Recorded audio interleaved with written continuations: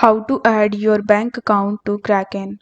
For that, you need to first of all come to kraken.com and then you just have to simply log in into your account.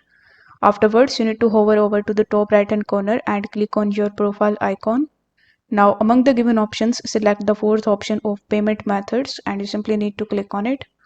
Once done, you will be landed in the payment methods option where you need to press the add payment method and select the first option of add a bank account.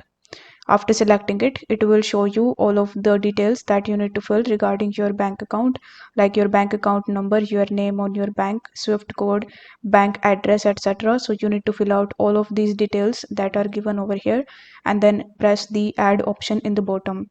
Once done, your added payment method will be shown on this page, and this way you will be able to add your bank account on Kraken. If you find this video helpful, then don't forget to like it and subscribe to the channel. Thank you so much for watching.